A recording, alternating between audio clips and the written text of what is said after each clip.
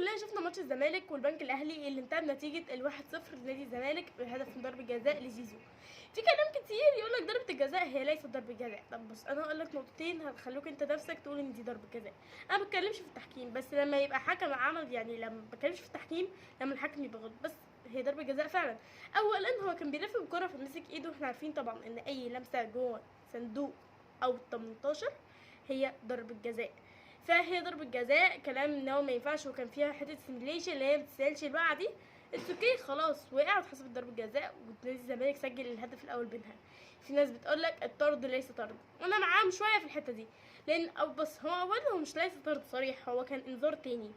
وغير كده انا شايفه ان اللقطات دي بتتكرر كتير، فهي كان ممكن تبقى تكفي بتحذير وفاول، بس هو ما عملش كده واداله الكارت الاحمر، الكارت الاصفر بعديها في الكارت الاحمر. فنادي البنك الاهلي اتاثر بغياب اسامه فيصل، واحد من القوام الاساسي للنادي البنك الاهلي. كمان شفنا محاولات كتير، شفنا هدف اوفسايد للاعب احمد حمدي اللي خد رجل المباراه دي. احمد حمدي اهو نازل وبيعمل احسن نسخه ليه مع نادي الزمالك، وهتقول حبيبه قالت الفتره الجايه احمد حمدي هيبقى غير بجد.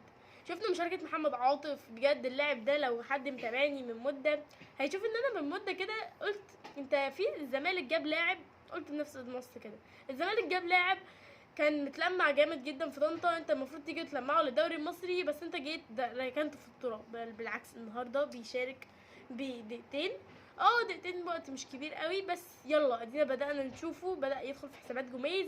شفنا شلبي بيتصاب وبيخرج مصاب، شفنا الزناري بيخرج مصاب، وانا حاسه ان كل ما يجي شلبي يعمل نسخه افضل من اللي قبليها مع نادي الزمالك الاصابه تلحق بيه، لان الاصابه فعلا مش سايباه. نادي البنك الاهلي كان كويس بس افتقد الفينش الكويس، نادي الزمالك كان كويس بس افتقد ازاي ينقل الكوره من النص الدفاع، النص خط النص للتلت الهجومي، يعني من التلت الدفاعي للتلت الهجومي، افتقد الجزئيه دي جامد جدا.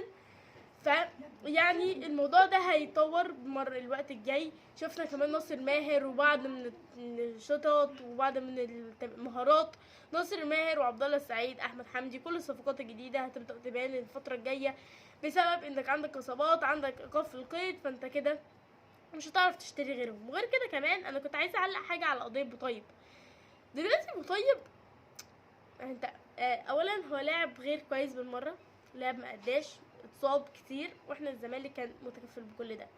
فانا عندي سؤال، هو ليه معظم اللعيبه اللي مشيت والمديرين الفنيين اللي كانوا موجودين زي باتشيكو وكريستيان جروس والخ كل دول كانوا عندهم جزء من مرتباتهم غير مدفوعه، لدرجه ان انا بدات افكر ان الموضوع كان ان مجلس الاداره القديم كان بيتعمد يعمل ده. ليه؟ عشان يعمل مشكله لمجلس الاداره الجديد، او يقولك انا حليت لك مشاكل. بس ده غير مصلحه النادي. باذن الله ربنا يوفق اداره نادي الزمالك ويقدروا يعملوا قضيه ويحلوها. خالد بوطيب انا صراحه ما اعرفش هل هو رفع القضيه من زمان ولسه محكوم فيها او لا. وانت المشكله كمان ان باتشيكو القضيه بتاعته الحكم فيها 30 يوليو، فانت مشاكلك الاداريه كتير عكس المشاكل اللي بتبان في ارض الملعب، مشاكلك الاداريه كتير، فانت لازم تحلها بسرعه علشان تقدر تأدي في ارض الملعب، لان كل ما اللعيبه حاسه ان في ضغط مش هتعرف تأدي. فباذن الله ربنا يدي يعني طاقه لمجلس الاداره يحلها، لان احنا نتمنى نشوف الزمالك والاهلي في احسن حال، لان هما الكره المصريه قدام افريقيا قدام العالم، وهما اللي بيدوا المنتخب اللعيبه الكويسه كتير اللي بنشوفها. وبس كده، اتمنى اشوفكم الفيديو الجاي.